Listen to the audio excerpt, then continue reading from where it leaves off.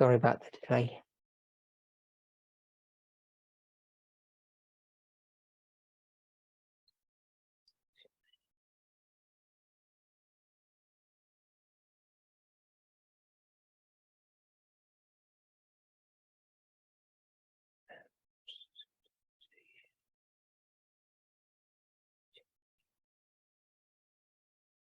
Can everybody hear me okay? Munhu wese ari kundinzwa zvakanaka here? Let's open with a word of prayer. Ngatifurei nemunamato.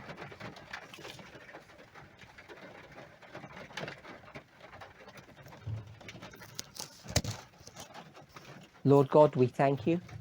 Mwari, tinokutendai. We ask and pray that you would guide, direct, and bless us. Tinokumbira nekunamata kuti mutitungamirire nekutikomborera. And we thank you for your continued watch care over us. Tinokutendai nekuramba muchititarisa kwamunotiita. Please guide us today, Tokumbirawo mutitungamirire muzuva ranhasi, the last day of this year, zuva rokupedzisira regore rino, as we head into uncharted territory.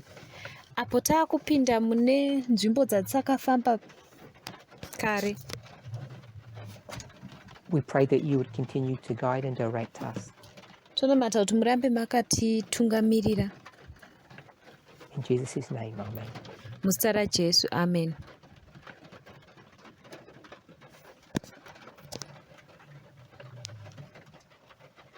I'm sorry I had a technical problem just as I was about to start.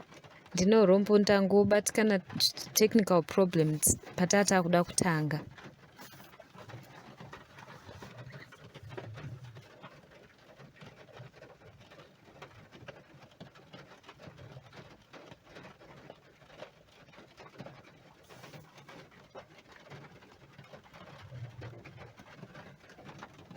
I want to address a couple of points that people have asked me about over the last several weeks, maybe several months. Ndoda kuti nditaure nemapoints akati wandei andakabvunzwa nevanhu kwemavhiki nemwedzi yapfuura.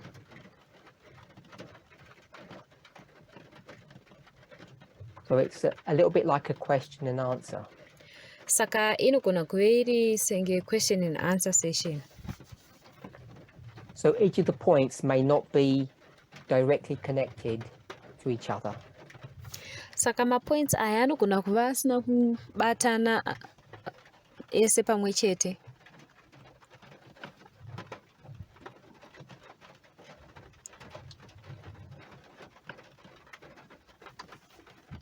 Someone's asked me about 1844. Pane akandibvunza nezve 1844. And why was 1844 so important? Kuti 1844 yakanga yakambonyanya kukoshera chii?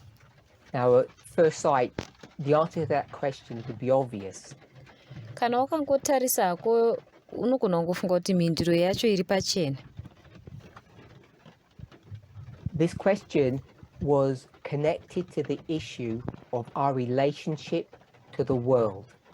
Mubvunzo uyu wakanga wakabatanidzwa nenyaya yeukama hwedu huri pakati pedu Something that I've nenyika. been discussing in the recent context since September this year. Chinhu icho ndandiri kutaura nezvacho mucontext yemanje manje kubva muna September. 1844 was the year that remade America. 1844 ndiro gore rakagadzira America patsva. But as Adventists, as a movement, we have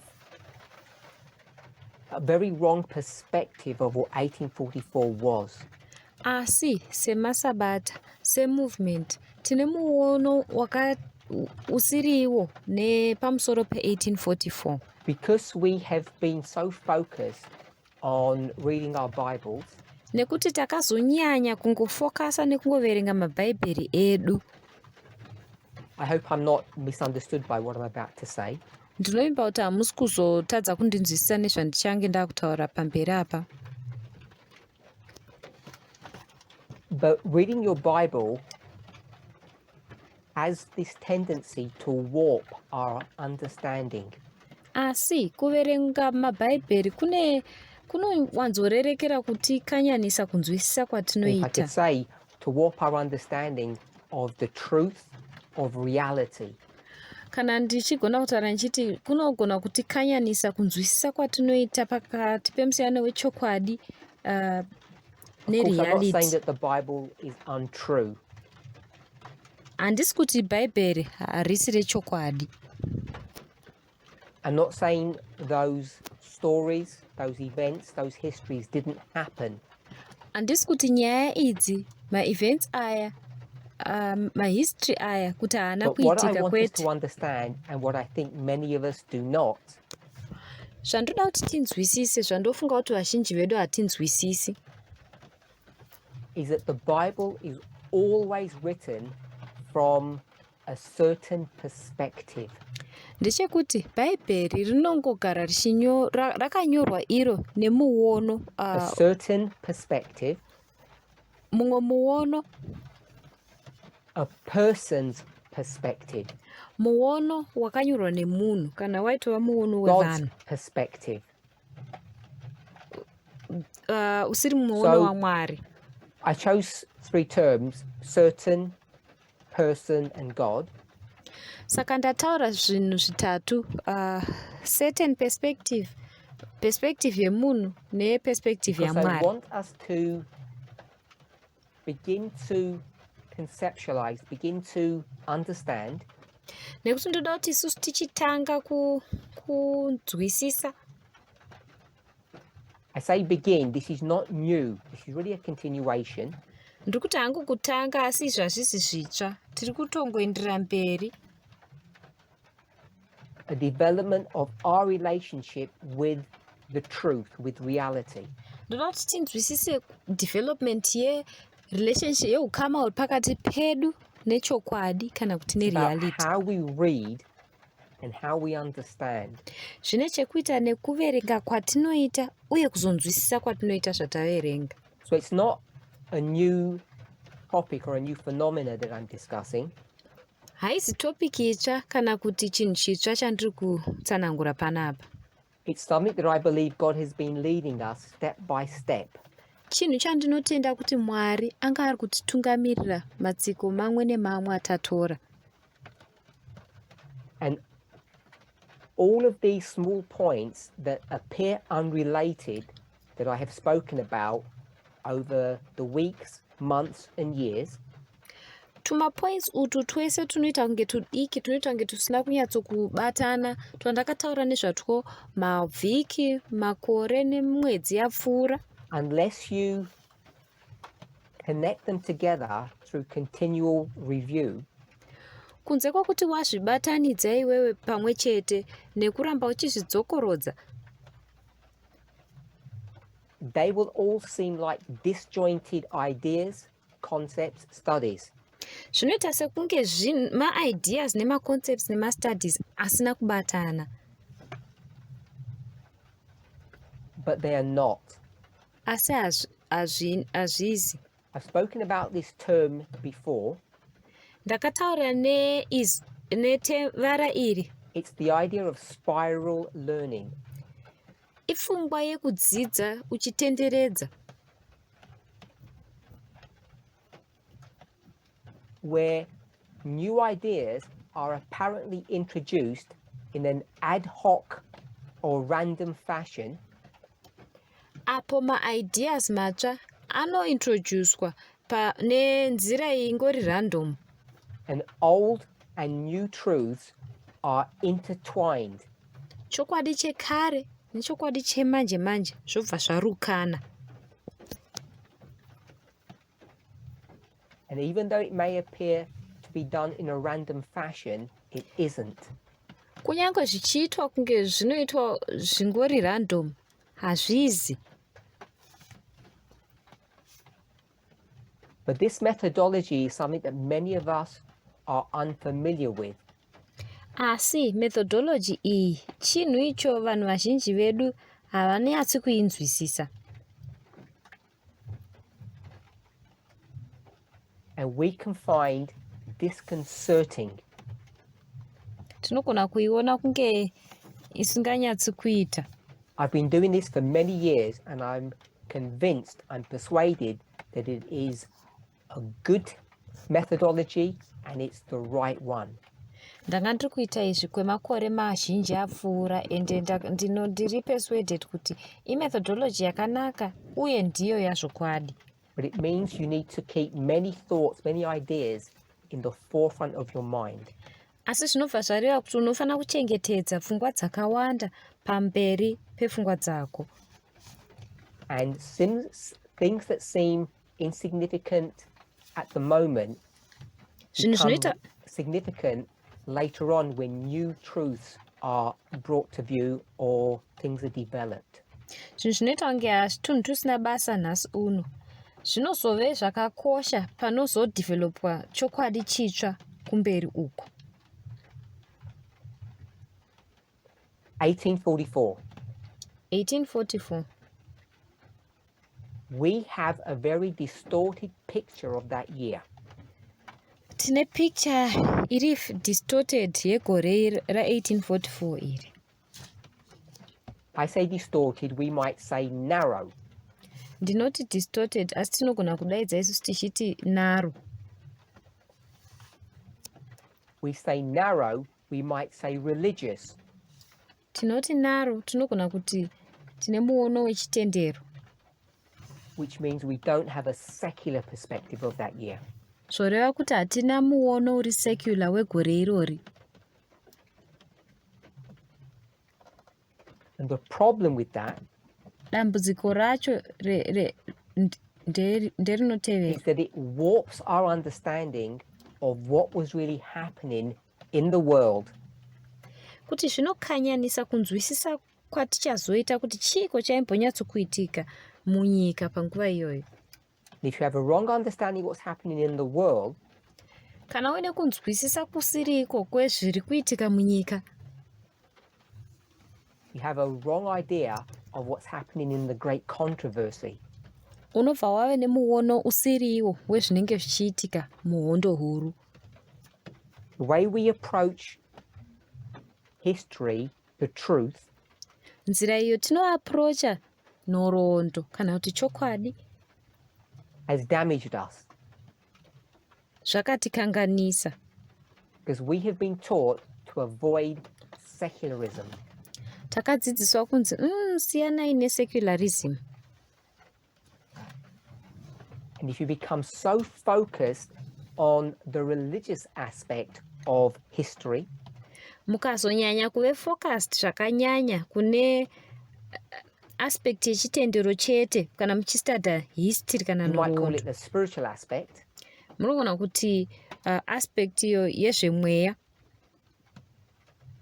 it's not that you're learning error, hakusi kunzi uri kudzidza era kwete, it's that you become imbalanced. asi unobva watanga kushaya balance. And therefore you will come to wrong conclusions. Zvinobva zvaita kuti usvike pamaconclusions asiriwo. So, 1844. Saka 1844. This was the year that we had one of the most pivotal moments in American elections. Iri gore ndo rimwe rakanga rakakosha rakanga riri pivotal kuma elections ekunyika yeAmerica. So we have two parties, the Democrats and the Whigs. Saka taiva nemapati maviri, maDemocrats nemaWhigs. And in the Democrat Party, there's going to be a struggle for who they're going to select. Mupati yemaDemocrats kwakava nemakakatanwa pakati pekuti ndiani achasarudzwa. You have Polk. Kwaiva neainzi Polk. And you have Buren. Neumwe ainzi Buren. They're the two people that are going to be nominated to represent the Democratic Party, Polk and Buren. Ndo vaviri ava Polk na Buren vakanga vari pamakwikwi ekuzosarudzwa kuti ndiani achava mumiririri weDemocratic Party. So each one has a different vision of what America should look like, the direction in which it should go. Saka pavaviri ava vese vaiva nemavhisheni akatosiyana kuti America inofanira kuratidzika sei, inofanira kuenda nedirection ipi. So there are two concepts that are at play that are driving America in this history. Saka pane maconcepts maviri ari kuitika ari kudhiraivha America munhoroondo iyi. And if you don't understand that in 1844, kana iwe usingazvinzwisisi mugore ra1844, then you don't understand what's happening in the Civil War. Saka hautozivi kuti chii chiri kunyatsoitika muCivil War. 1850 doesn't make sense. 1850 haitozovi nemusoro kwauri. And more importantly, chakanyanyokosha, despite the fact that we are so spiritually minded, zvisinei nenhau yekuti tinonyanya kuva pfungwa dzedu dzakarerekera kuchitendero, and I say that in a negative way, izvi ndiri kuzvitaura nenzira iri negative, you will come to wrong conclusions when you read inspiration. unosvika pamaconclusions asiriwo paunoverenga mweya wechiprofita. Specifically, the point I'm making is this. Nyanye pfungwa yandoda kuburitsa ndeinotevera. When you go to early writings, ukaenda iwewo kuearly writings, and you begin tracing through the history, wotanga kuronda nhoroondo from 1798 onward, kubva mugore ra1798 zvichienda mberi,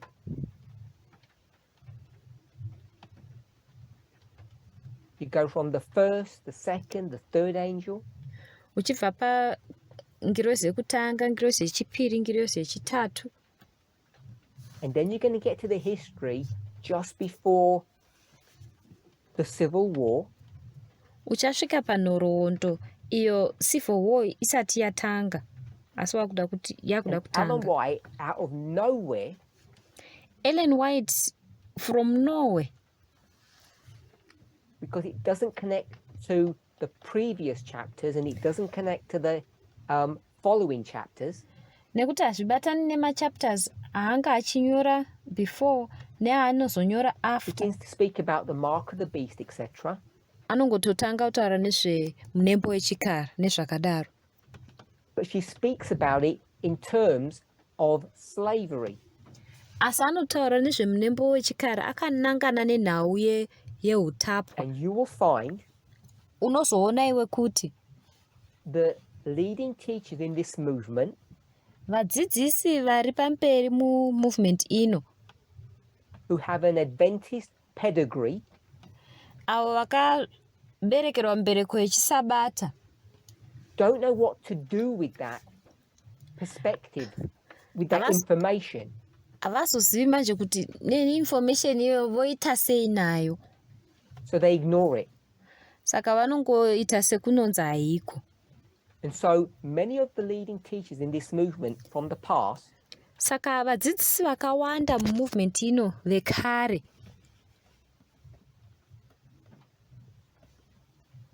who are experts in the book Early Writings vakanga vari maexperts pabhuku rinonzi Early Writings have brushed over that issue.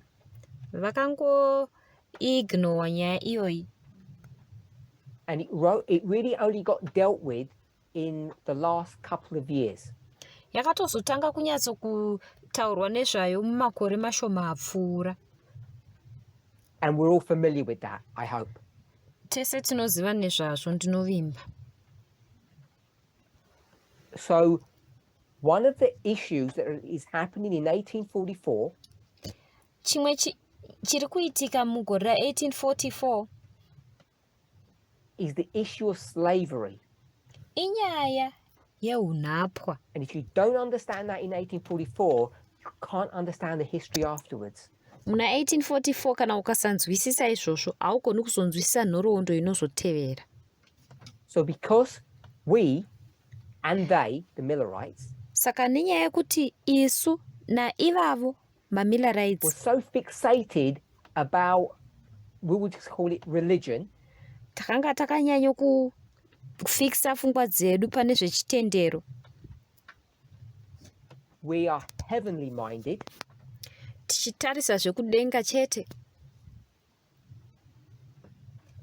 we and they ignore what's going on in the world, isu naivo taibva taignora zvinhu zviri kuitika munyika. and therefore we make mistakes because we don't understand what's happening. tobva tatanga manje kuita mamistakes nekuti tine tisina kunzwisisa kuzere kwezviri kuitika. And so now when we read early writings, we don't know what to do with the slavery subject. patinozodzoka kuearly writings taakuverenga hatichazivi zvekuita manje nenhau yeunhapwa. I don't mean the rights and wrongs of slavery, the morality of it, no. handisi kureva manakire nemaipire akaita zveunhapwa, morality yesubject iyoyo kwete.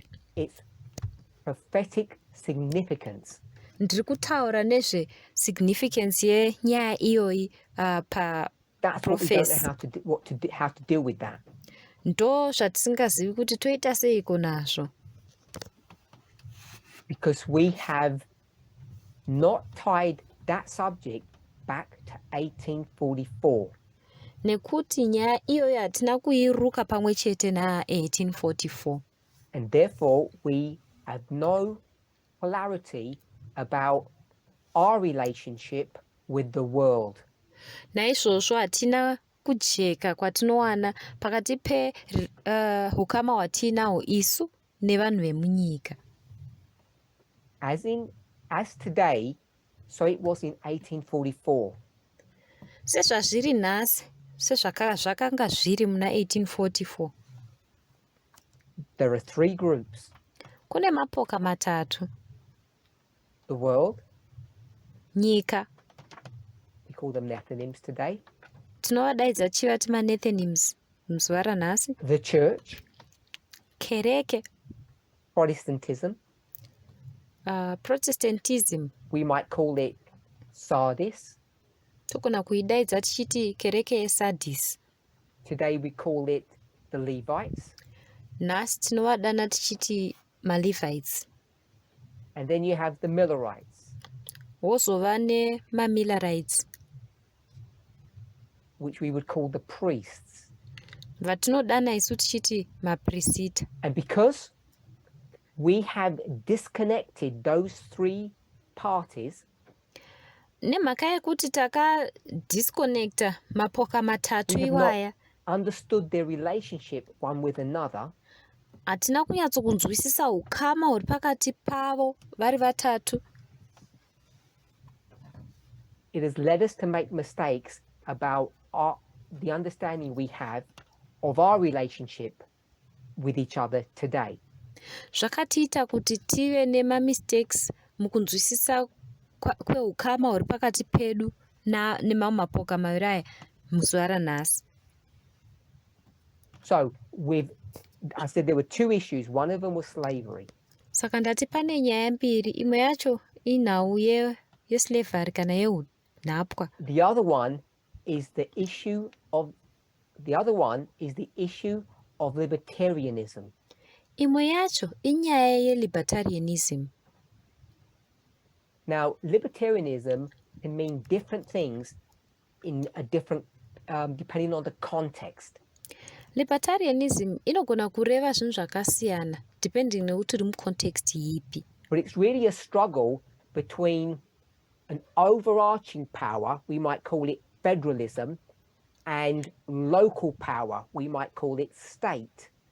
asi makakatanwa pakati pemasimba maviri, federalism kana kuti state. We might consider it or think about it as personal freedom, the right to make personal choices. tinogona kuifunga personal freedom kana kuti right yekugona kuzviitira machoices ako semunhu.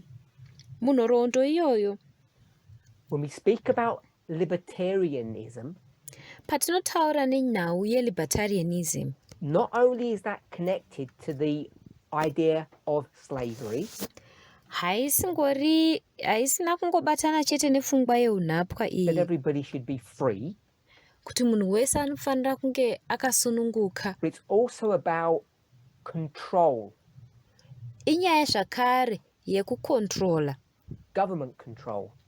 kukontrola kwehurumende.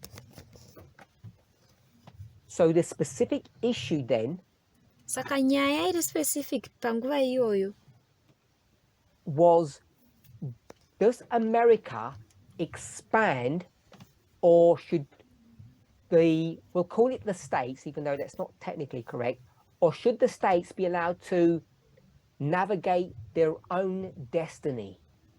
yakanga iri yekuti America inofana kuexpanda here kana kuti mastates imwe neimwe state yozvionera kuti tiri kuenda nedirection Should there be an ipi. overarching power that grabs control of everything that it can see in front of itself? Panofanira kunge here paine simba guru riri pamusoro pevose rinoona kuti America yofamba sei ichikontrola vese. We would call it a land grab, when you grab land. Tinogona kuzvidaidza tichiti hondo yeminda, apo panotorwa Theft, robbery, minda, if you like. kuba kana uchida kudaidza uchidaro. So is America going to be an expansionist country, or government, we'll say? Saka America ichange iri government kana nyika inoramba ichitekeshera here ichikura. So there are two issues. Saka pane nyaya mbiri. What do we do about the issue of slavery? Todi nenyaya yeunhapwa. And do we continue to be an expansionist country? Chechipiri, tinoramba here tiri nyika inoramba ichingokura ichiwedzera kukura. Put very simply, tichizvitaura nenzira yakapfava, if you will imagine what the United States looks like today, ukafunga iwe nezvekuti America inoratidzika sei muzuva ranhasi, exclude Alaska for the moment, tombobvisa Alaska panguva inoi. Alaska, America, or the United States, is only half the size then as it currently is now. America panguva iyoyo ya 1844 yakanga iri half yesaizi yayava izvinezvi. All of the western half of America isn't the United States, approximately. Kwese kuwest uku katarisa pamepi yeUnited States panguva iyoyo yakanga isati yapati yeAmerica. So, should America continue to expand and either purchase or steal the rest of that land? Saka America yaifanira here kuramba ichingokura either yaigona kutenga land iyoyo kana kunoba nechimusimba land iyoyo, with what they have got? kana kuti vaifanira kungogutsikana nezvavakanga vainazvo. As an example, Semienzaniso, we all know vaguely where California is. tese tine kakuziva kuti California iri nechepapi. Back in this history, California was Mexico. Munhoroondo iyi, California yakanga iri Mexico. So, these two issues, slaveholding and expansionism, Saka nyaya mbiri idzi, kuve uine nhapwa kana maslaves, nenyaya yekuti America iramba ichiita hondome yeminda here, or the two views that are in the Democratic Party. ndo dzakanga dziri nyaya mupati yeDemocratic. Buren was a libertarian and Polk was not. Buren akanga ari mulibertarian asi Polk akanga asiri. And what we need to remember is the issue of libertarianism, the issue of expansionism and slavery are connected. Chatinofana kurangarira ndechekuti nyaya yeunhapwa nenyaya yekuramba America ichikura muhondo yeminda zvine kubatana, zvine ukama. The reason they are connected, nyaya maka izvo zviviri zvine ukama ndezvekuti ukawedzera land yauinayo, grab another territory, ukatora imwe territory, you take on all the baggage of that territory. Unobva watora zvinouya zvese baggage inouya neterritory iyoyo.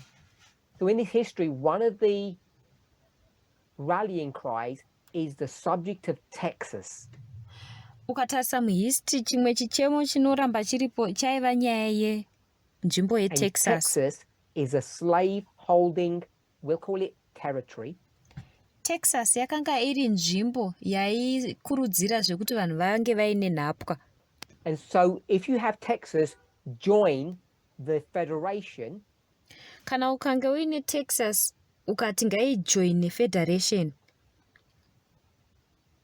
and it has all of the same rights as the other states, yobva yava nemarights akangofanana nemamwe mastates ose,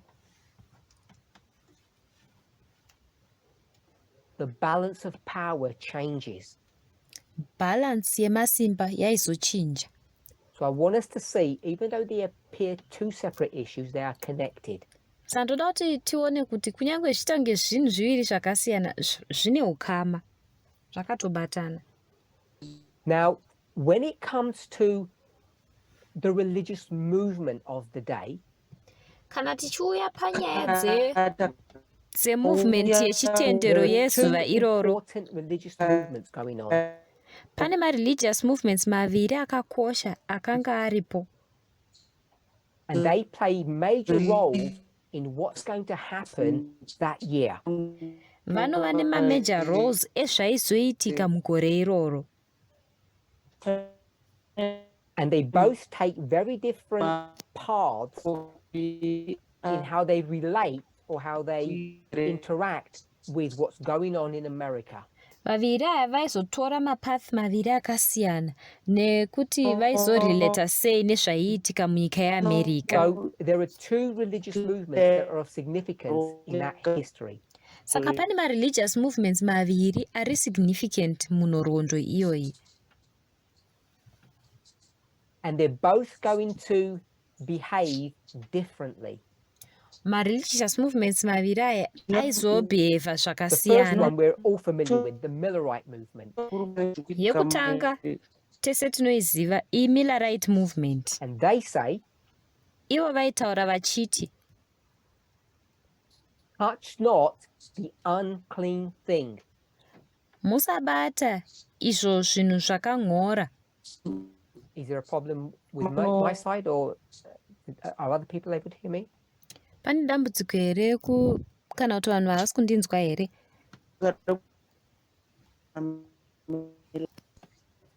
Someone tell me what to do. Just Kana repeat. paine anogona kugondiudza kuti toita sei?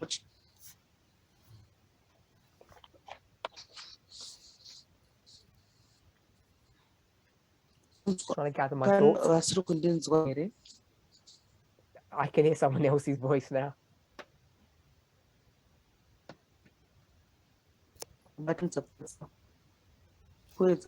Okay, so the first group is the Millerites.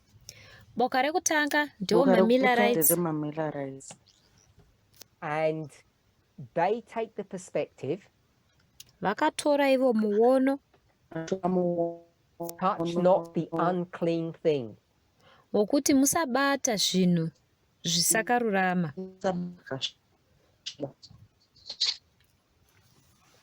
I'm not saying they literally say that, Handisi kuti ndo zvavaitaura literally.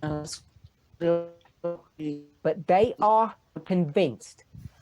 Asi vakanga And we vakaconvincwa. remember we need to have the dates. Rangarirai tinofanira kunge tiine ma-dates acho.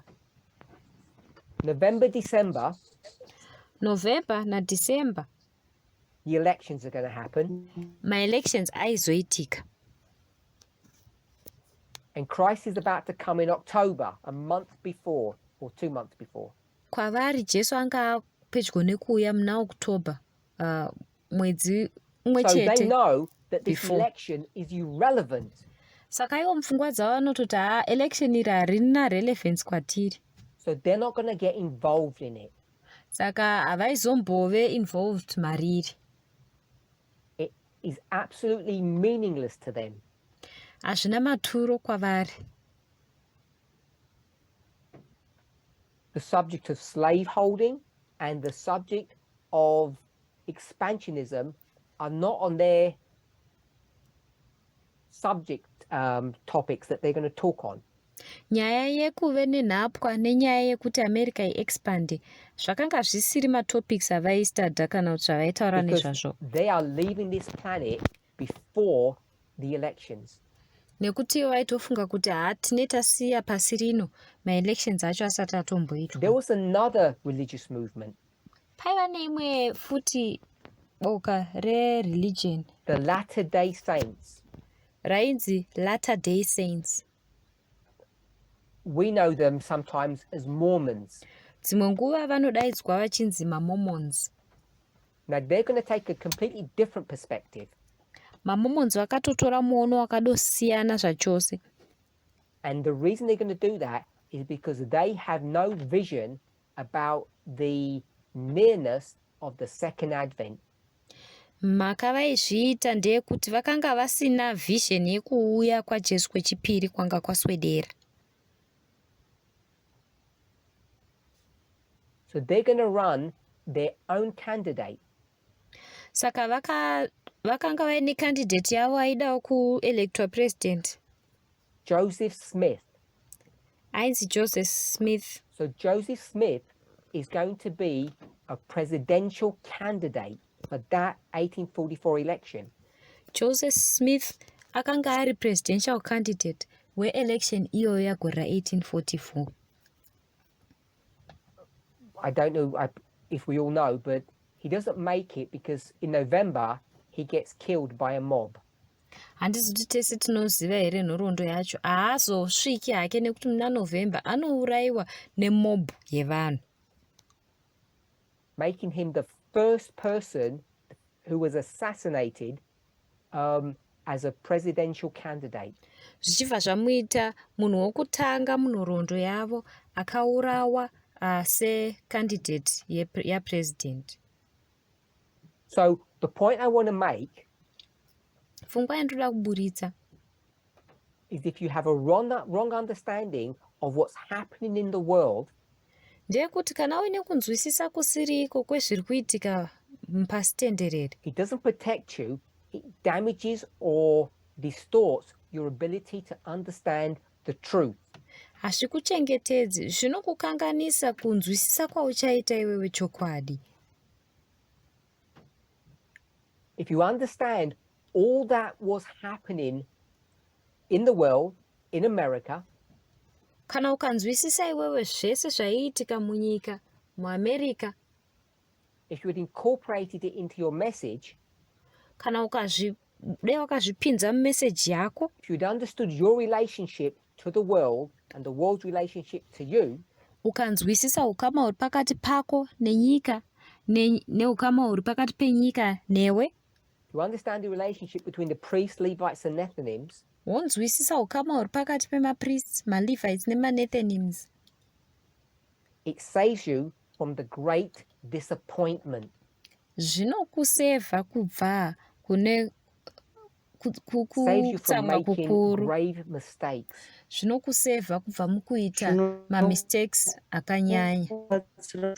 The reason they make the mistake about the second advent Nyaya apa vanoita mistake yezvekuuya kwaJesu kwechipiri is not what we claim. haisiriyo mhaka yatinotaura nezvayo. It's not what we claim. Hazvisiri izvo zvatinoclaima kuti ndo yaiva reason It's not yacho. a problem on calculating dates. yaisiri nyaya yekucalculatwa kwemadates kwete, or doing mathematical gymnastics. kana kuda kuedza kuita magymnastics nemaths. It's not reading the signs of the times Hakuzi kusagona kuverenga and taking masigns those of the signs times, nekutora masigns iwaya and overlapping them with what you read in inspiration, womavirikidza nezvaunoverenga muinspiration, and coming to right conclusions. wobva wauya kumaconclusions chaiwo We can chaiwo. argue that God laid God's hand over truth and hid things, Tinogona hedu kuti Mwari vakaisa ruoko rwavo vakavanza zvinhu, but fundamentally, the reason why the Millerites make the mistake that they did asi reason iri fundamental iyo maMillerites vakaita mistake yavakaita is because they systematically separated themselves from the world. inyaya yekuti vakazvipatsanura zviri systematic kubva kunyika. What I mean by that is the following. It's not Shandi- worldliness I'm talking about. zvandinoreva ndezvinotevera, haizi worldliness yandiri kutaura nezvayo, It's about politics. inyaya yezvematongerwo enyika. They didn't factor in what was going on in the political world around them. Havana kufactor in zvaiitika mupolitical world yanga yakavatenderedza. And in doing so, Mukuita izvozvo, in isolating themselves from this phenomena that was happening all around them, mukuzviisolata kune chiitiko changa chiri kuitika chakavatenderedza, it caused them to misdraw the line of prophecy in which they were living. zvakavaitisa kuti vatadze kutara mutsetse weprofesi uyo wairarama mavari. So I'm not saying they did lines like us, Saka handisi kuti vaiita malines sezvatinoita kwete, but as we go back into their history, we see that their line is wrong. asi patinodzokera munhoroondo yavo tinotoona kuti line ravo rakanga riri wrong. Simply put, it's too short. Tichizviisa munzira yakapfava, rakanga rakanyanya kupfupika. They want to put the second advent in 1844. Ivo vaida kuisa kuuya kwaJesu kwechipiri mugore ra1844.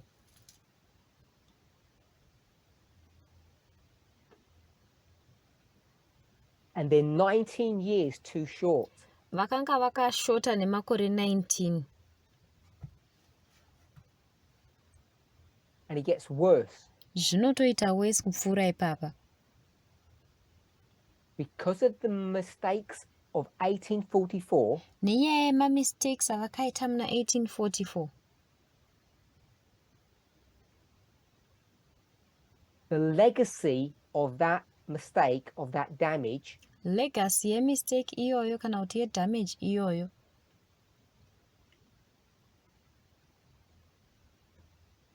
causes the movement to make further mistakes later on. inozokonzeresa movement yavo kuti iite mamwe mamistakes panguva inotevera. And because the movement is not prepared in the following years, Nemhaka yekuti movement yacho inenge isina kugadzirira makore anotevera, that 19-year history nhoroondo iyi yemakore 19 from 1844 to 1863 kubva gore ra1844 kusvika 1863 ends up fading into insignificance, and the church, which is the priest, which is the movement, ends up becoming Laodicean. inopedzisira yakufadha yeisisiri significant. Kereke inouya iyo yaiva movement nguva iyoyo inopedzisira yaalaodicea.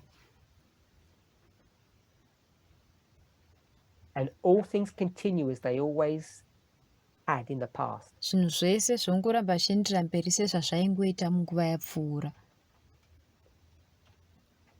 And the Laodicean church kereke yerodhokiya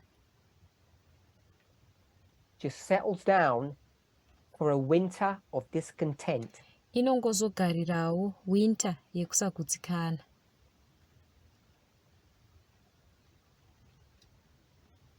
They become directionless for decades. Vanobva vashaya direction kwemakore makumi akapetwa. For centuries even. Even makore mazana nemazana.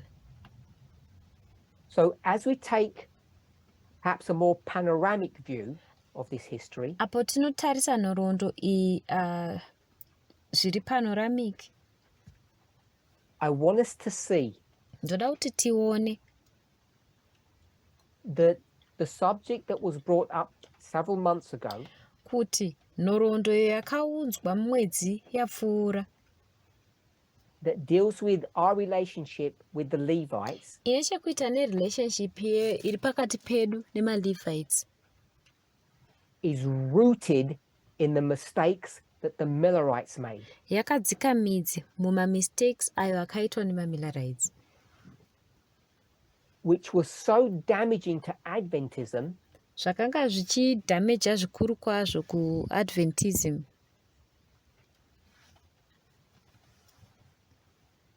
that for the vast majority of the history of this movement today, zvekuti kwenhoroondo ihuru yemovement ino yatiri mairi muzuva ranhasi kwenguva refu,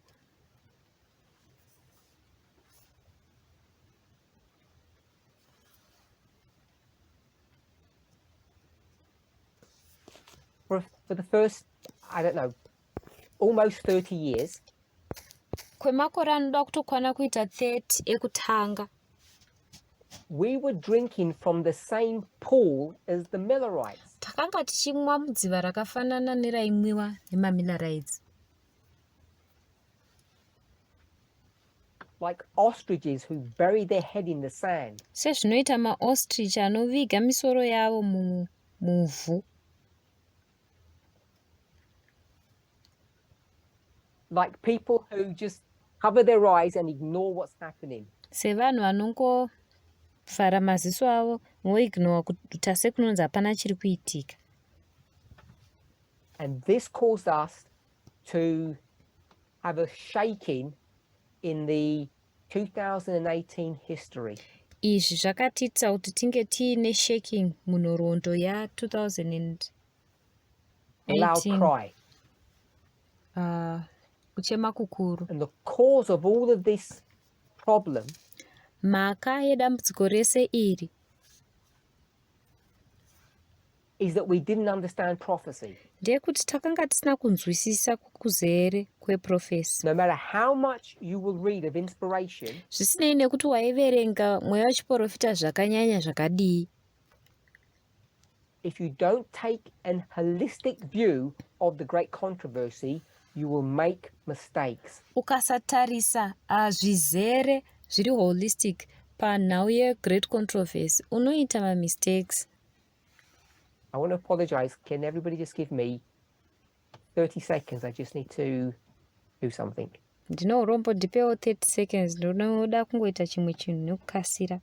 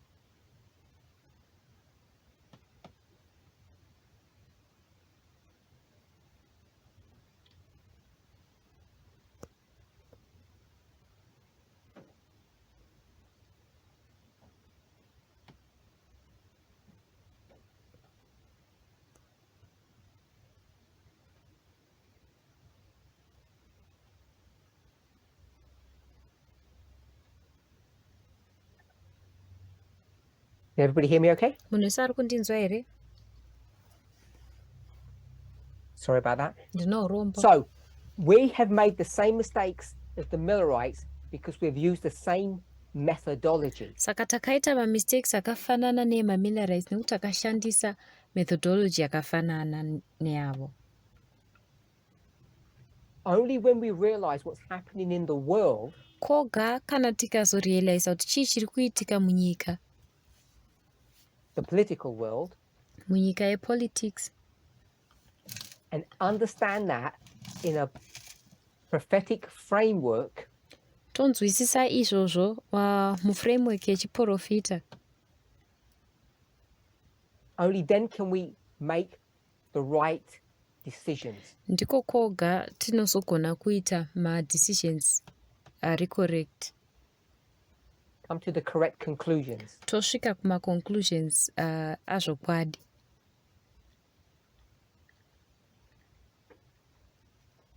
So when it comes to our relationship with the Levites, Saka patinouya kurelationship yedu nemalevites, I think people have not understood both what I have said and what is happening to us, to the Levites, to the Nethinims in the world. ndofunga kuti vanhu havana kunyatsonzwisisa zvandakataura uye zviri kuitika kumalevites, kumanethinims, kunyika yakatitenderedza. I hear often people saying, does it mean now, today, Kazhinji we have to undo or change what was said in the past? kazhinji ndichinzwa vanhu vachiti saka nhasi uno tinofana here kuchinja zvinhu zvatakambodzidza kumakore apfuura. And I don't mean that in a trivial sense, I mean it in a fundamental way. Handisi kuda kuzvirerutsa, ndiri kuzvireva nenzira iyo iri fundamental.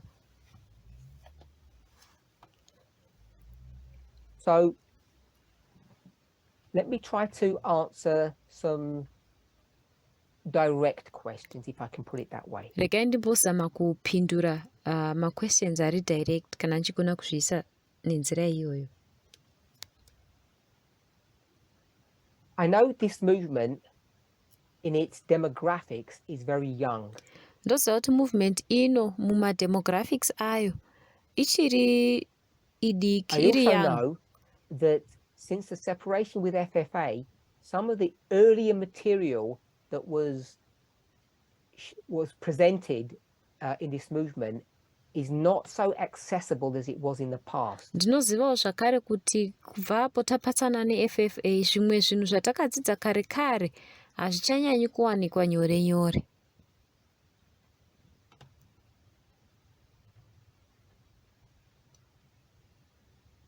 For instance, 2014, the Sunday law, Semienzaniso 2014 Sunday law is now 8 years ago, makore 8 apfuura. and that's a long time. Inguva refu. One of the things that was happening in that history Chimwe chaiitika munhoroondo iyoyi was that a new study had been developed and began to be taught. ndechekuti imwe study itsva yakanga yadhivhelopwa yaakudzidzwa. I say a new study, a new theory, a new idea.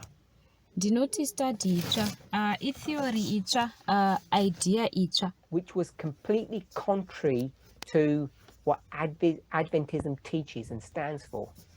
yakanga yakasiyana nezvinodzidziswa neadventism uye zvinomiririrwa neadventism. The study I'm referring to Study yandinotaura nezvayo, I'm just going to give the title, No Public Evangelism. ndichangopa title yekuti No Public Evangelism. And when we say public, Patinoti public, that tended to be skewed to mean the church. Zvinowanzokurerekera kureva kereke. Focused. Zvakafokasa pakereke. So it wasn't just about the church, it was public in general, but because our neighbors are Adventists, it really tended to mean no evangelism to the church. Zvakanga zvisingori chechi chete, asi nenyaya yekuti Adventism in general zvaireva kuti no public evangelism kukereke.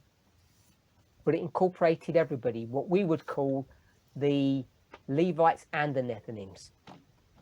Asi zvaisanganisira munhu wese, zvatinodaidza muzuva ranhasi tichiti maLevites And the nemanethinims. first question that people began to ask Mubvunzo wekutanga unobva watanga kubvunzwa nevanhu after they had absorbed and accepted those studies vapedza kuabsorba nekuaccepta mastudies iwaya was, does that mean me, an individual person, does that mean I am not allowed to speak to anybody?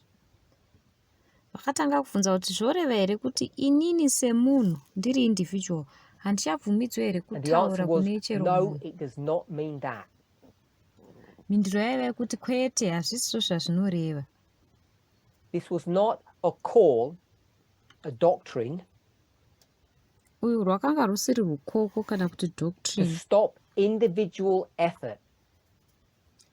yekumisa ma-individual efforts. So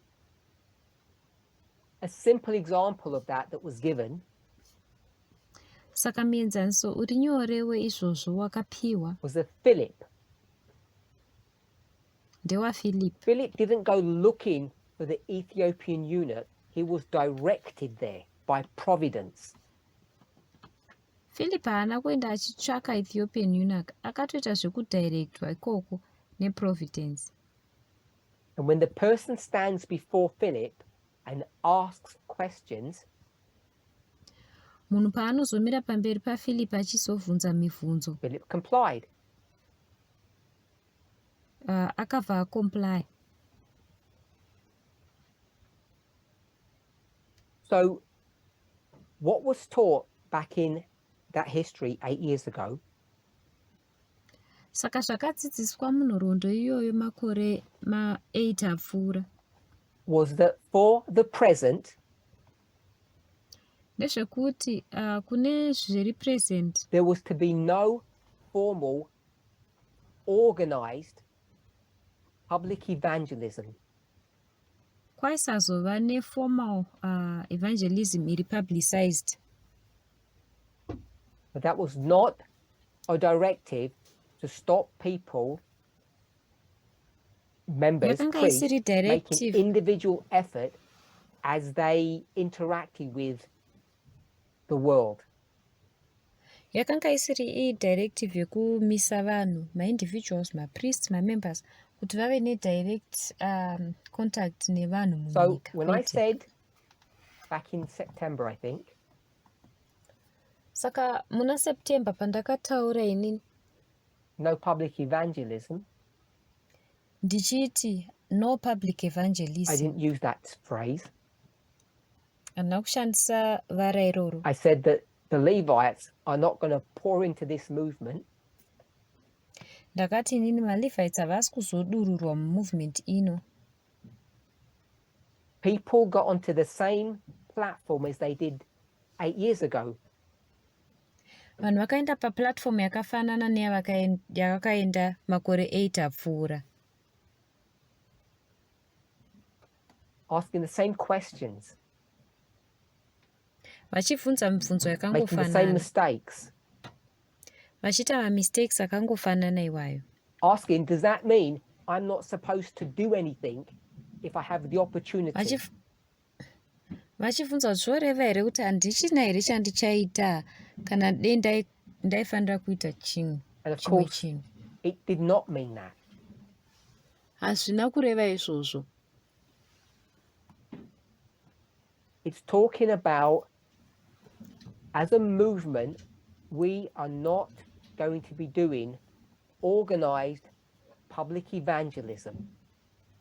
Zviri kureva kuti semovement hatisi kuzoita public evangelism iri organized. And whatever number you want to think of, I'm just going to say thousands of Levites are not going to pour into this movement from the Adventist church.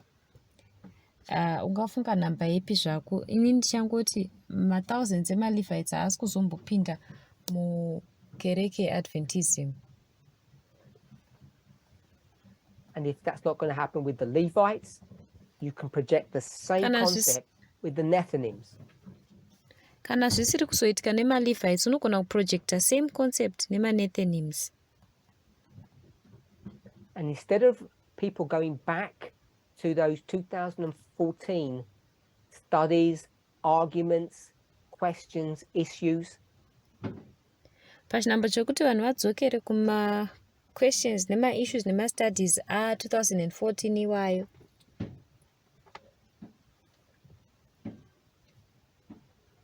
they began to question and to be concerned and worried about the direction in which the movement was heading. vakatanga kuquestiona nekuve worried kuti ko movement yaakutora direction ipi.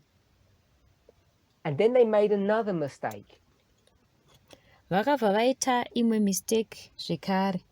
Back in the 2018-19 history, munhoroondo ya2018 na2019, when it began to be taught about the subject of liberty and freedom, pakatanga kudzidziswa nhoroondo yeliberty kana kuti freedom, people misunderstood that study too. vanhu havana kunzwisisa zvakare chidzidzo ichochi. That the world is better than this movement in some shape or form. Kuti nyika iri nani pane movement iyoyi. We need to go to the world to learn the truth. Vanhu vakatanga kuti tofana kuenda kunyika kunodzidza chokwadi. People forgot their Bibles. Vanhu vakatokanganwa mabhaibheri avo. They forgot the truth. Kwakutokanganwa chokwadi. And got to a place where they believed that they could get salvation from people who were lost sinners. Vakatosvika panzvimbo iyo vaitenda kuti vanokwanisa kuwana ruponeso kune vanhu vatoriwo vatadzi vakarasika. And that led to a fanatical wave going through this movement. Izvi zvakabva zvaunza wave yefanaticism yakapfuura nemovement ino. And we lost many faithful members in that history. Takava nekurasikirwa kwema-faithful members vakawanda munhoroondo iyoyo. Thinking that they could get salvation by mimicking or imitating the world. Vachifunga kuti vanogona kuwana ruponeso nekutevedzera nyika. And I'll just say it this way. Ndichangozvitaura nenzira iyi. Reform nzira yereform iyoyi was the throwing away of the reform message.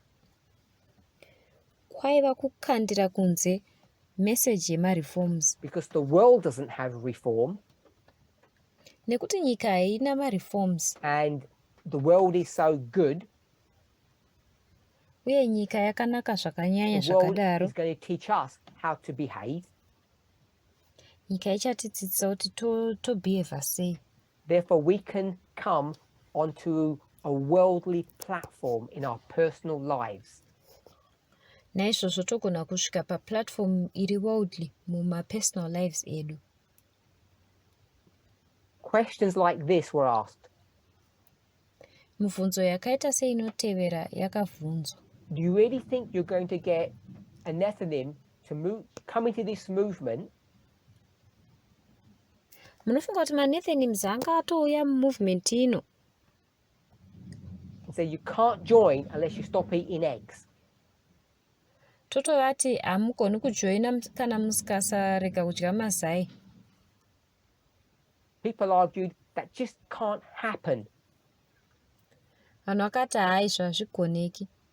And therefore, naizvozvo if they're going to come in and they can continue eating eggs, kana vachigona kupinda voramba vachidya mazai, that means we can eat eggs too, because we can't have a two-tier church. zvoreva kuti haasi togona kudyawo mazai nekuti hatingaiti chechi ine miono miviri. Here means level. We can't have two levels. Hatingavi nemalevels maviri kana mastandards maviri mukereke. All of this was wrong logic, of course. Zvese izvi yakanga iri logic isiri iyo. I use eggs as an example. You can put any subject you want, substitute eggs for anything that you want to. Ndashandisa mazai semienzaniso, unogona kusubstituta mazai nechero chinhu chaungaisa ipapo. So the question is, saka mubvunzo unotevera ndeu, and I hope it's settled in your mind, ndovimba kuti zvava nekugadzikana are the mupfungwa menyu. reforms, and I say this in a general sweeping way, kuti ndichizvitaura nenzira iri general kuti mareforms aya were they correct, were they valid to begin with? akanga ari correct here, akanga ari valid here kuti tichida kutozvitarisisa. Are they protective, anochengetedza here, helpful, useful, anotibatsira here, ari or useful are they here, harmful and damaging? kana kuti anotove harmful We all achitikanganisa. know that they're restrictive. Tese tinoziva kuti ari restrictive. So, was it wrong to have them in the past? Saka zvakanga zviri wrong here kuva nawo munguva If it yapfuura. wasn't, Kana zvakanga zvisiri Ellen wrong, White wasn't wrong, kana Ellen White akanga asiri wrong, are they still valid today? achiri valid here muzuva ranhasi. Once you have addressed that issue, Wapedza iwewo kuadresa nyaya iyoyi, then you have to ask, do people who join this movement have to have or keep to the same standards as we do? unobva wabvunza kuti saka vanhu vanojoina movement inoyi vanofanira kuchengetedza mastandards here atinochengetedza isusu. To me, the simple answer is, of course, Sezvatinoita. they will. Kwandiri mhinduro yakapfava iri nyore ndeyekuti hongu vanofanira kuchengetedza. So people began to see the impossibility of having new people join the movement with all of these rules. Saka vanhu vakava nekuona kuti zviri impossible kuti vanhu vajoine movement nemitemo yese iyi yatiinayo. And if these people in the world are so good,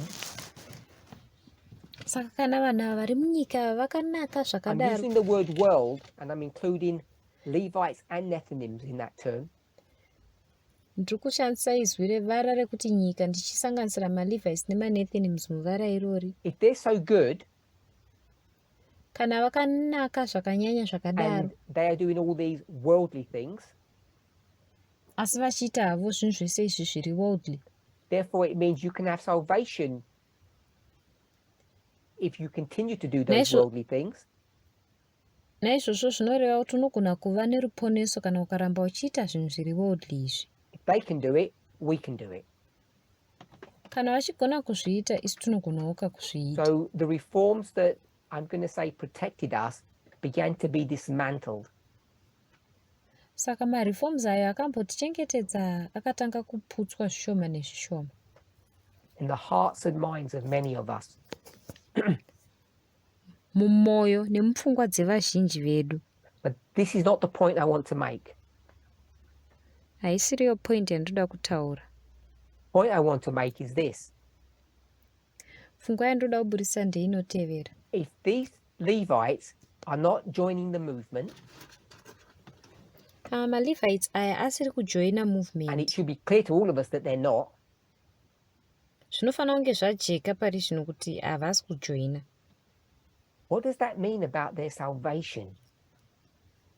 Zvinoreveiko pamusoro peruponeso rwavo? Can they be saved without joining this movement? Vanogona kuponeswa here vasina kujoina movement ino? Because that's what seems to be troubling people. Nekuti ndo zvinotambudza vazhinji. I've had this question from many people, even though it may be phrased slightly differently. Ndine mubvunzo uyu kubva kune vazhinji, kunyange vachiubvunza nemutoo wakati siyanei siyanei.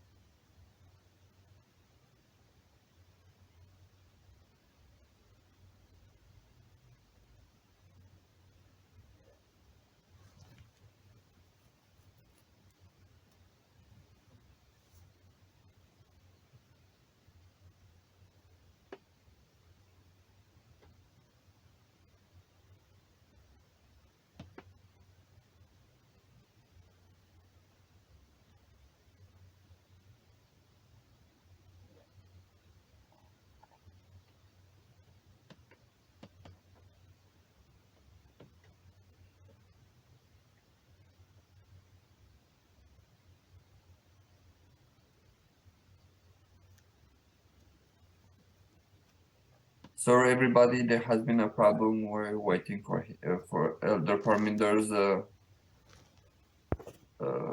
presence. Tine urombo pakaita technical fault, takamirira Elder Parminder.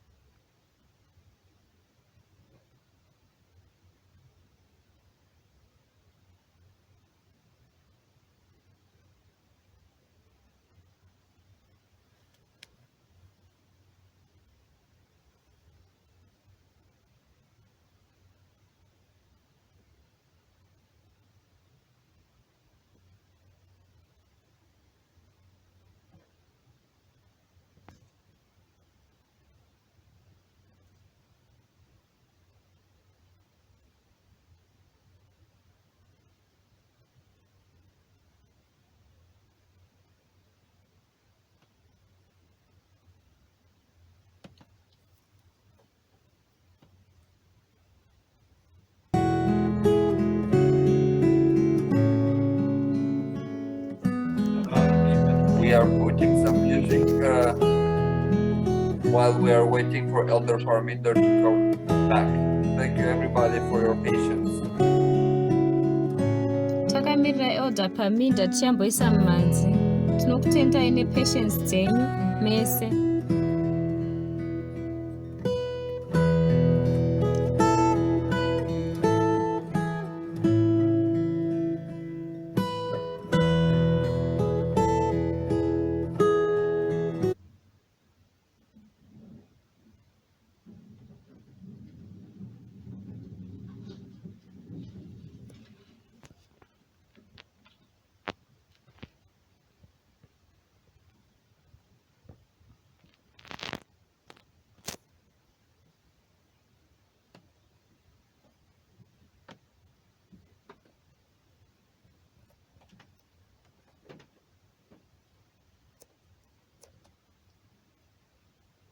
Can everybody hear me okay?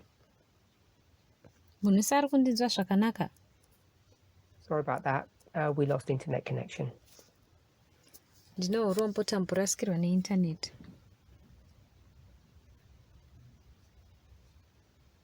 So the last point I made, I hope everybody heard that. I asked the question. Pfungwa yekupedzisira yandaita ndoimba kuti munhu wese azvinzwa ndabvunza mubvunzo. Can the Levites and the Nethinims be saved if they don't join this movement? MaLevites nemaNethinims vanogona kuponeswa here kana vasina kujoina nemovement iyi? Now I want to borrow a concept from Acts 27. Ndoda kukwereta concept inobva kuna Acts 27. Elder Tess. Elder Tess. And I want to borrow a concept of no public evangelism. Ndokwereta zvakare imwe concept no public evangelism. Elder Jeff. Elder Jeff. And I want to explain it in this way. Ndozvitsanangura nenzira inotevera. Now, some people are going to say that Acts 27 is a new line, a fifth line, some people might call it. Vamwe vanhu vachati Acts 27 iline ritsva, iline rechishanu, vamwe vanotodaidza vachidaro. But the point that I want us to see about Acts 27 pfungwa yandoda kuti tione pamusoro paActs 27 is it's the story of institutions. ndeyekuti inyaya kana nhoroondo yemainstitutions. Hazvisi zvitsva, tese tinoziva izvi. But obviously in that story there are many other things that are happening. Asi munhoroondo iyoyo kana munyaya iyi mune zvizhinji zvakawanda zvinenge We're going to say it's zvichitoitika. the story of two institutions. Tichati inyaya yemainstitution maviri. Obviously there are other parties involved in all of this. Zviri pachena kuti pane mamwe maparties ari involved mune zvese zvinoitika imo munyaya iyi. And no public evangelism nyaya yekuti no public evangelism is talking about things at an organizational or institutional level. iri kutaura nezve palevel yeorganization kana kuti yemainstitution. Both studies talk about groups. Mastudies aya ari maviri anotaura nezve not mapoka, individuals. kwete vanhu vari So maindividuals. we are priests. Saka isu tiri We are mapriests, the 144,000. tisu You can draw it on a 144,000. line. You can identify it. You can conceptualize it. unogona kuzvitara paline, unogona kuzviidentifya, unogona kuzvifunga iwe mupfungwa dzako. It's the group that are part of this movement. Iboka riri part yemovement But ino. does that mean every single one of us are saved? Asi zvinoreva here kuti umwe neumwe wese ari muboka iri Of achaponeswa? course it doesn't. Hazvirevi izvozvo. No public evangelism. No public Does evangelism. that mean individuals aren't allowed to do a work? Of course it doesn't.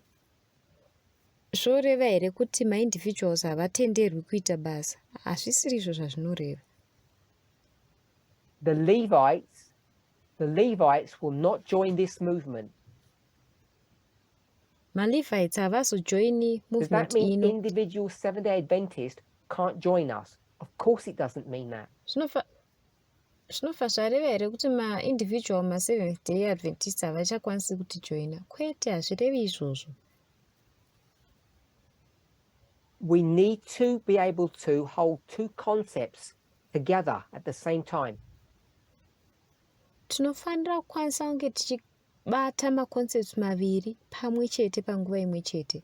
At the group or institutional level and at the individual level.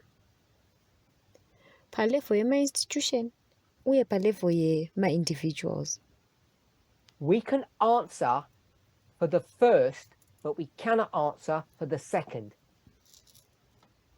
tinogona kupindura kune zvekutanga asi I kune can tell zvechipiri you with hatikwanisi. confidence Ndinogona kukuudzai ndine confidence that guru this group, this church, this movement kuti boka rino iri, kereke ino iyi, movement ino is one of success. ndeye success. What I cannot Ichabudirira. tell you is that everybody in this movement will be saved. Asi chandisingakwanisi kukuudzai kuti munhu wese wemovement ino achaponeswa. I don't know if I can be saved or other elders can be saved or any members. Handizivi kuti ini ndinogona kuponeseka here kana kuti mamwe elders vanoponeseka here kana kuti mamwe members So I hope we're vachaponeseka all here. comfortable with that. Saka ndovimba kuti tese tiri comfortable nazvo. So as a group, as an institution, Saka seboka, seinstitution, as a body of people, seboka revanhu, it has to be clear zvinofanira kunge that zvakajeka. the Levites, now we'll go with the priest first, with the priest, the 144,000 are a saved group. Kuti mapriests kana kuti ma-144,000 iboka revanhu vakaponeseka. The group is on its way to heaven. Boka riri munzira yaro kuenda kudenga. It's a done deal. We already know the results. Chinhu chinotozivikanwa, tinotoziva result yazvo. 275. 275. In the year 275 BC, Mugore ra275 BC, Pyrrhus had already lost. Pyrrhus akanga atokundwa. King of the North had already won. King of the North akanga atowina But kare. in the framework of Daniel 11, 40 to 45, Asi muframework yaDaniel 11, 40 kusvika the King of the North 45, hasn't even begun to do his work yet, really. King of the North anenge asati atombotanga kuita basa rake. We're not in verse 41, Hatsati asvika pavhesi 41. not taking over things. Haasati atombotanga kuita take over zvinhu. Somewhere in verse 40, Asi pane imwe nzvimbo muvhesi 275 ya40, BC, 275 BC, the coin has been struck coin yakanga yatoitwa struck. and we already know the result. Tese taitoziva ma-results azvo. So, even though the group are saved, we, Naizvozvo kunyangwe boka isusu tichinge can't answer for individual takaponeseka, people, individual members. hatigoni kupindurira ma-individual ma-members mumwe nemumwe. I can't even answer for myself. Handitokwanisi kuzvipindurira ini So pachezvangu. let's be clear Saka ngativei nekujeka about what papfungwa I'm iyi saying. kuti ndiri kutaura ndichiti kudii. The Levites, as a group of people, cannot be saved. MaLevites seboka revanhu havakwanisi kuti vaponeseke. And they're not going to be joining this movement, from what I can see. Havasi kuzojoina movement ino nemukuona kwandiri kuita. So there is no salvation for Levites. Saka hapana ruponeso If they kumaLevites. join the movement individually, they become priests for sure. Kana vakajoina movement vari ma-individuals vanova ivo If that group boka doesn't join this removement group, ino. that group cannot have salvation. Kana boka iroro rikasajoina boka rino iri, boka iroro harizovi neruponeso. We should be able to say that with confidence. Izvi tofanira kugona kuzvitaura tiine confidence. Can I answer for individual Levites? ndinogona kupindurira here maLevites vari maindividuals who do not join this movement. vasingajoini movement ino. No, I cannot. Kwete, handikwanisi. I cannot go to the individual level of any human salvation and know the outcome. Handikoni kuenda kuindividual level yeruponeso rwemunhu ndoziva kuti zvichabuda zvakadii. So when we talk about no Levites coming into this movement, patinotaura isu tichiti maLevites havasi kupinda movement you ino, cannot assume that means the following. hatigoni kuasuma kuti saka zvinoreva zvinotevera. That from this point, no Adventists will join us. It does not mean that. Hazvirevi kuti kubva papoint inoyi hapana musabata achazojoina movement ino. Kwete, hazvirevi izvozvo. That you as an individual should stop making individual efforts to friends, family, church members, anyone you know. It doesn't mean that. Hazvirevi kuti imi semaindividuals makufanira kumira kuita maindividual efforts kuma-church members, kumhuri dzenyu, kune vanhu vamunoziva. Kwete, hazvirevi izvozvo. And it doesn't mean that the group that we call Levites as a group can be saved without us. It doesn't mean that either. Hazvirevi kuti boka ratinodaidza tichiti maLevites rinogona kuponeseka tisipo. Hazvirevi izvozvo. So we've run out of time. Saka tapererwa And I hope nenguva. I've answered the cluster of questions Ndinovimba kuti ndapindura mibvunzo iyo yanga iri cluster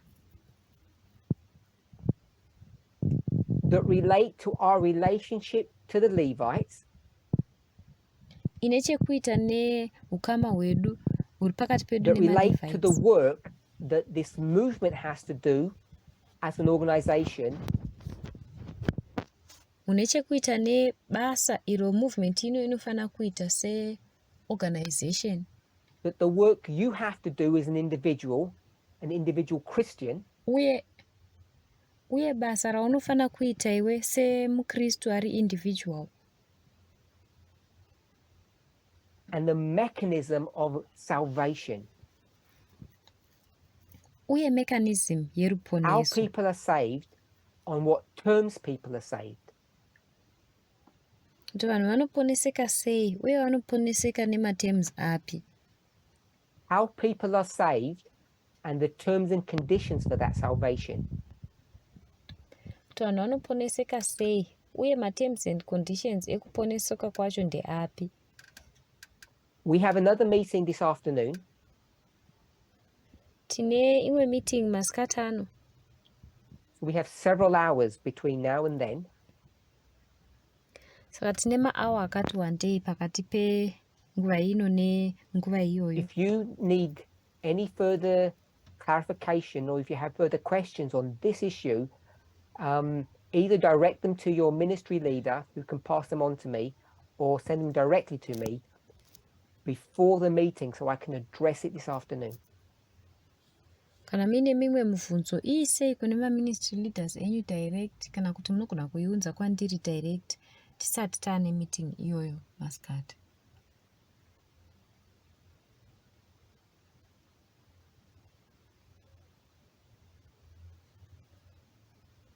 Let's pray. Ngatinamatei. Holy God, we thank you Mwari vatsvene tinokutendai that for whatever reason, we have been given the privilege of being in this movement. kuti kwemareasons api neapi takapiwa privilege yekunge tiri mukati memovement ino. I want to thank you for all the work that you have done in my life.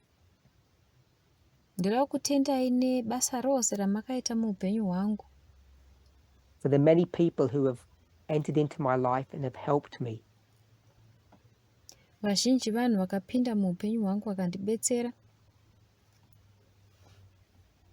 As I considered the lives of those where I know that I love who are not part of this movement. Pandinotarisa upenyu hwevanhu vandinoziva, vandinoda, vasiri pati yeboka rino, And I see how they have walked away and rejected truth, ndichiona nichitarisa kuti vakasiya vakaramba chokwadi. like everybody bowed before you, my heart aches for them. semunhu wese anenge akapfugama pamberi penyu, mwoyo wangu unorwadza uchirwadzira ivo. I don't know the future for all of those people that I love. Handizivi future yevanhu vese ivavo But vandinoda. I know that if I can remain faithful, Asi ndinoziva kuti ndikaramba not only can ndakatendeka, I be saved, kwete ini ndega but I ndichazoponeswa, may be used as a tool or a vehicle to help them. asi ndinogona kushandiswa se-tool kana vehicle yekuvabatsira. Despite how dark the future looks, Zvisinei nekuti kumberi kunoratidzika help kurima each of us sei, to have confidence that you are in control. betserai umwe neumwe wedu ave neconfidence yekuti imi muri And kutitungamirira. more than being in control, you have our Zvizhinji best interest kupfuura at heart. kuve mucontrol, mune best interest yedu pamwoyo wenyu. I want to trust that and I want to believe that. Ndoda kuzvivimba izvozvo uye ndigozvitenda. And I hope each of us can share in this prayer. Ndinovimba kuti umwe neumwe wedu anogona kusheya mumunamato iwoyu. In Jesus' name, amen. Muzita raJesu, amen.